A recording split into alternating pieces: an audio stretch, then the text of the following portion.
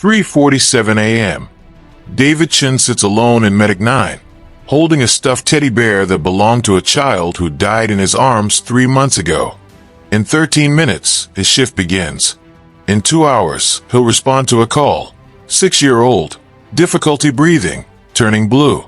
He'll perform every intervention perfectly. He'll do everything right. And the child will die anyway.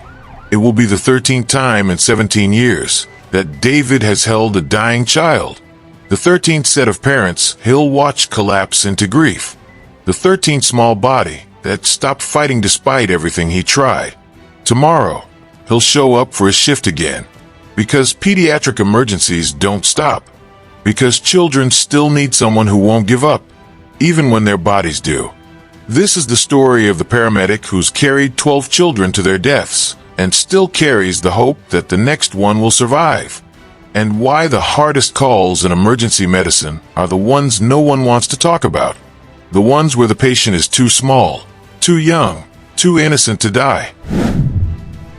Meet David Chun, 41 years old, critical care paramedic with 17 years of experience. Married to Jennifer for 14 years. Father to 2 daughters, ages 10 and 7. Every shift, David prepares for the calls he hopes won't come. Pediatric emergencies. Sick children, injured children, dying children. The calls that haunt paramedics long after the shift ends. In 17 years, David has responded to 247 pediatric emergencies. Car accidents, drownings, seizures, respiratory distress, cardiac arrests, abuse, accidents, and illness. He's saved 235 of those children. 12 died despite everything he did. Pediatric calls are different. Every paramedic knows it.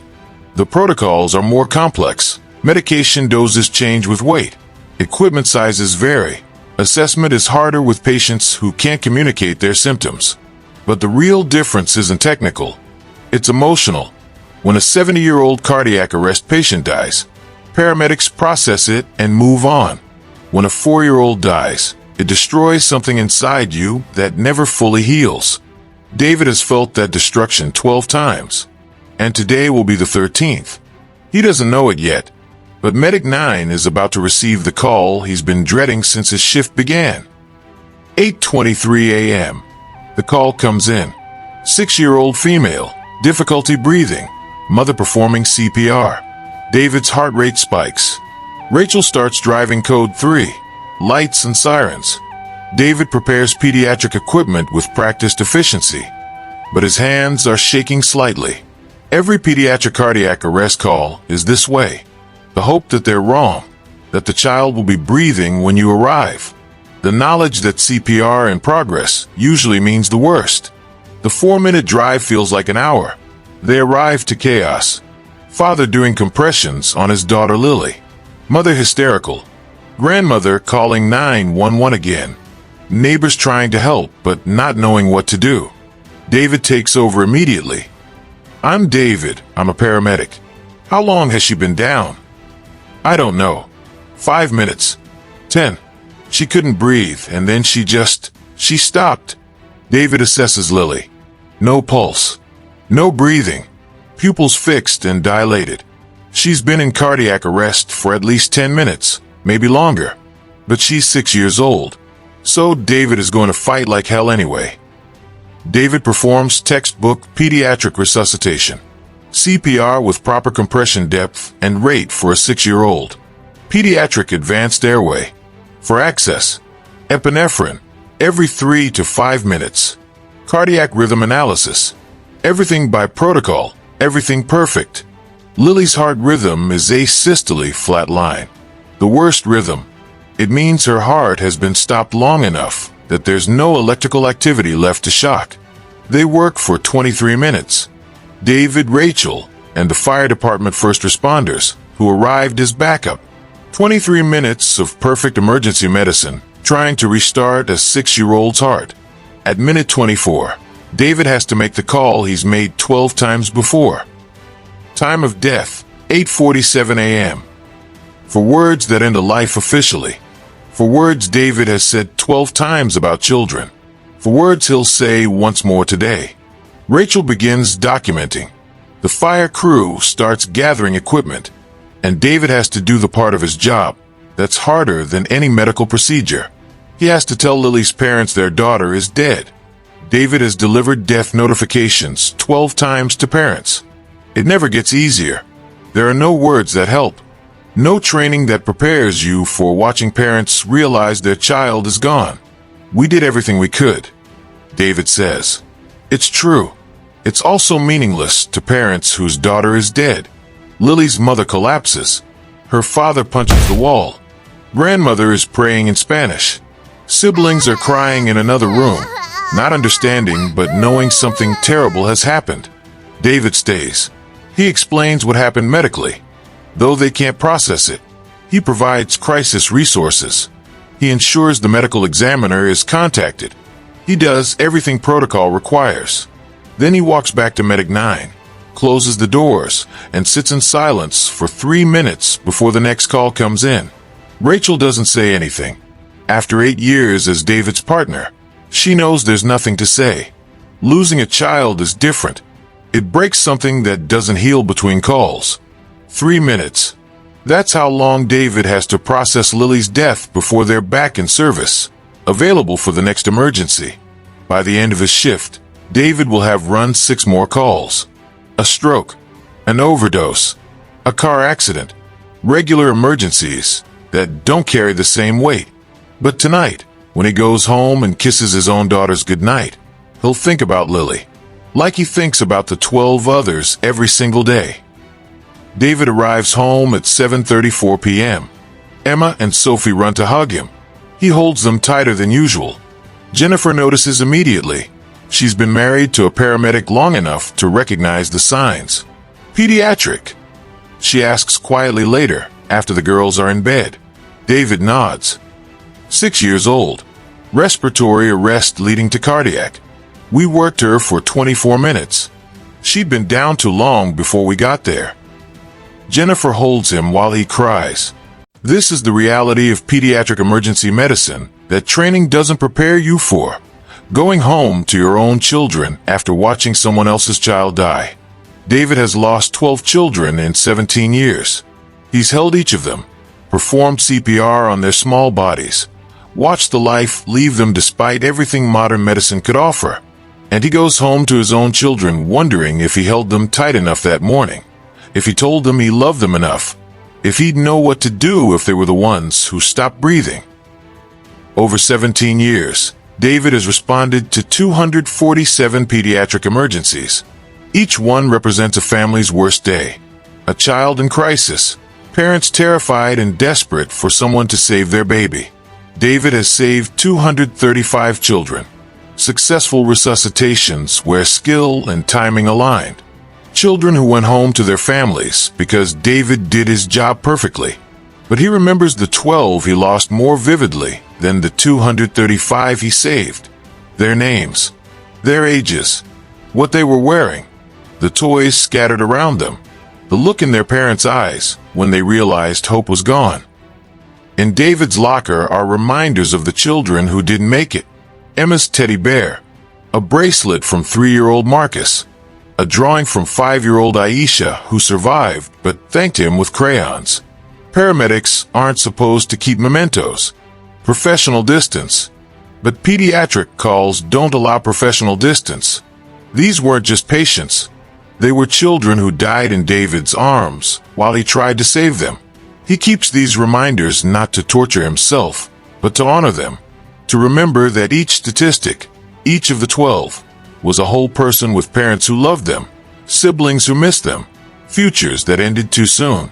And to remind himself why he keeps showing up, even when showing up means facing the possibility of another loss he'll carry forever. After each pediatric death, David attends mandatory critical incident debriefing. The department provides counseling, peer support, resources for processing trauma. It helps. Could have been done differently, but no amount of debriefing changes the fundamental reality. You held a child who died. Parents trusted you to save their baby, and you couldn't. You watched hope die in real time, and there was nothing you could do. How do you keep doing this? The counselor asks. after 12 pediatric deaths. How do you keep responding to pediatric calls? David's answer reveals everything about why he continues. Because the next one might live. 3 weeks after Lily's death, David responds to another pediatric call. 2-year-old boy, choking on a grape, completely obstructed, turning blue. David performs back blows and chest thrusts. The grape dislodges. The boy starts crying. The most beautiful sound a paramedic can hear. He's breathing. The parents are crying, thanking David over and over. He deflects the gratitude professionally, but inside he's thanking whatever forces aligned to make this call different. This child lives. This family doesn't get destroyed. This is why David keeps showing up. For every Lily he loses, there's a 2-year-old he saves. The math is terrible, but it's the only math that keeps pediatric paramedics going. At a pediatric emergency medicine conference, David meets other paramedics who specialize in pediatric critical care. Over drinks, the conversations turn dark. How many? Someone asks. Everyone knows what the question means. How many pediatric deaths have you had? The numbers vary. 8, 15, 23. One paramedic with 30 years in urban EMS has lost 47 children.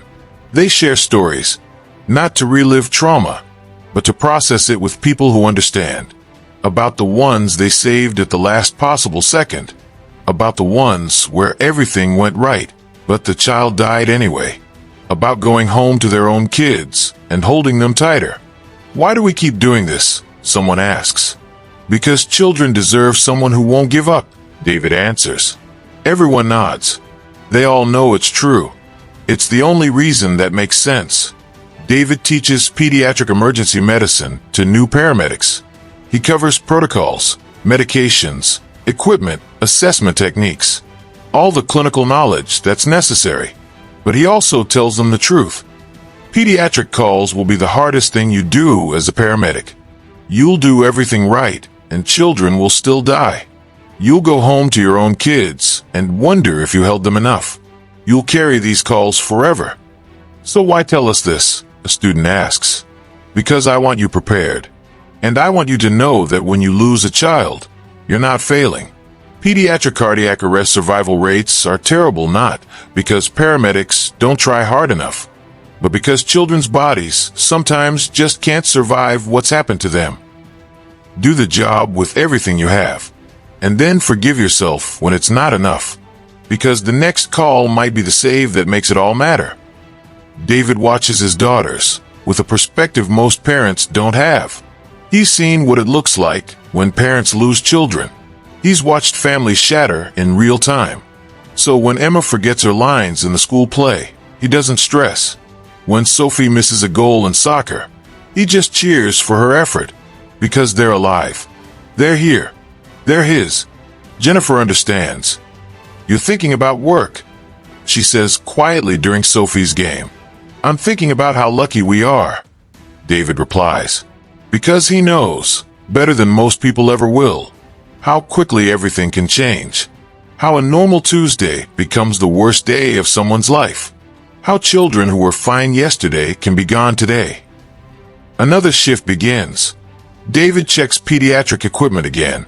Infant airway, child bag valve mask, pediatric for supplies, medications in weight-based doses. He knows another pediatric call is coming. Maybe today, maybe next week. Statistics say most will survive if he does everything right. Statistics also say some won't, no matter what he does. David will show up anyway. He'll respond to the call. He'll do everything he possibly can. He'll fight for that child like they're his own daughter. And if he loses them, he'll carry that child with the 12 others. He'll go home and hold his own daughters. He'll come back tomorrow and do it again. Because someone has to be there for children in crisis. Someone has to try to save them. Someone has to care enough to be broken by the losses while celebrating the saves. That someone is David, and the thousands of paramedics like him who choose to keep showing up, even when showing up means the possibility of being destroyed again. Right now, there are numerous paramedics working in the United States. They respond to over 37 million emergency calls every year. About 10 to 15% of those calls involve pediatric patients. Over 4 million children in crisis annually. Car accidents, drownings, respiratory emergencies, cardiac arrests, trauma, abuse, illness. Pediatric cardiac arrest survival rates are devastatingly low, around 5 to 10% depending on circumstances. Most children who go into cardiac arrest don't survive, even with perfect emergency medical care, which means paramedics like David carry losses that accumulate over careers. 12 children, 20, 40, each one a life that ended despite everything they tried. These aren't just emergency medical technicians. They're people who choose to respond to the calls that haunt you forever, who perform perfect pediatric resuscitation, knowing it probably won't be enough, who hold dying children and try to make those final moments as peaceful as possible.